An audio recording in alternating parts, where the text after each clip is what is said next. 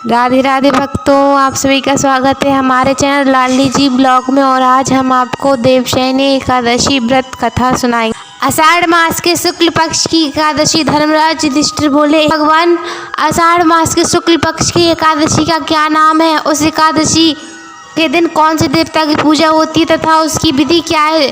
तो सब कृपा पूर्वक कहिए। भगवान श्री कृष्ण बोले, हे राजन, एक समय नारद जी ने ब्रह्मा जी से ही प्रश्न पूछा था। तब ब्रह्मा जी बोले, हे नारद, तुमने इस कलिकाल में प्राणियों के उद्धार के लिए उत्तम प्रश्न पूछा है। एकादशी का व्रत सर्व व्रतों में श्रेष्ठ है, जिससे सभी पाप नष्ट हो जाते हैं। एक कथा कहता हूँ, ध्यान पूर्वक सुनो। सूर्यवंशी मानधाता नाम का एक राज्य करता था। वह सत्यवादी, महान, प्रतापी और चक्रवर्ती राजा था। उसके राज्य में प्रजा धन धान से परिपूर्ण थी और सदैव सुख पूर्वक रहती थी।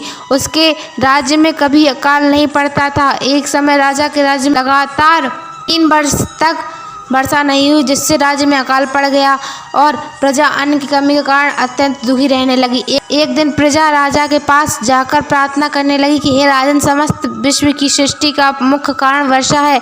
इस वर्षा के अभाव से राज्य में अकाल पड़ रहा है, जिसके कारण प्रजा भूख से मर रही है। हे राजन, आप कोई ऐसा उपाय बताइए जिससे हम लोगों का दुख दूर हो सके।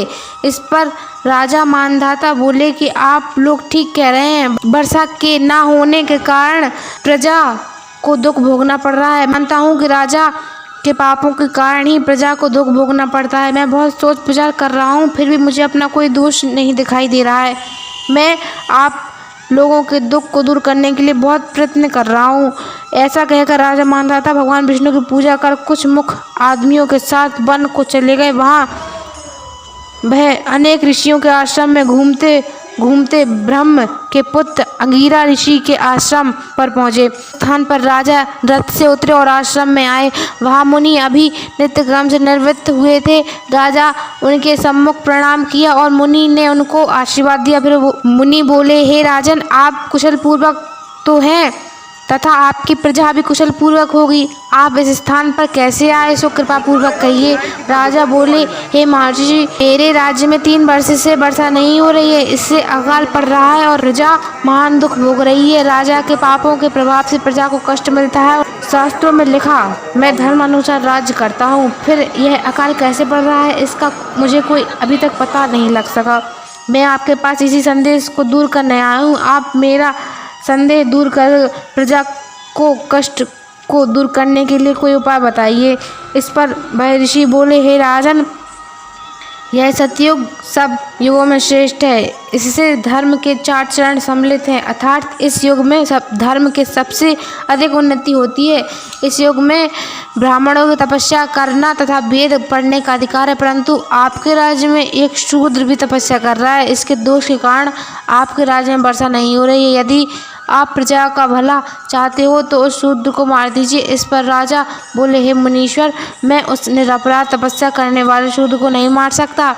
आप इस दोष से छूटने का कोई अन्य उपाय बतलाइए। तब ऋषि बोले, हे राजन, यदि तुम ऐसा ही चाहते हो तो आषाढ़ मास के शुक्ल पक्ष की एकादशी का विधि पूर्वक व्रत करो। इस व्रत के प्रभाव से तुम्हें राज्य में वर्षा होगी और प्रजा सुख पाएगी, क्योंकि इस एकादशी का व्रत सब सिद्धियों को देने वाला है और समस्त उपद्रवों को शांत करने वाला है। इस एकादशी का व्रत तुम अपनी समस्त प्रजा सहित करो। मुनि के इस वचनों को सुनकर राजा अपने नगर को वापस आया और विधि पूर्वक पद्मा एकादशी यानी देवशयनी एकादशी का व्रत किया। उस व्रत के प्रभाव से राजा के राज्य में वर्षा हुई और मनुष्य को सुख पहुंचा। इसलिए देवशयनी एकादशी का व्रत सबको करना चाहिए।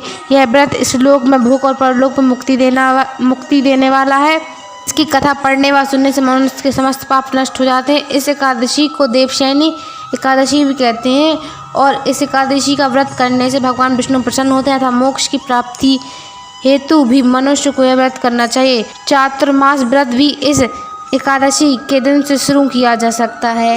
यदि आपको वीडियो अच्छी लगी हो तो चैनल को सब्सक्राइब कीजिएगा, वीडियो को लाइक कीजिएगा और ज़्यादा से ज़्यादा शेयर कीजिएगा। राधे राधे।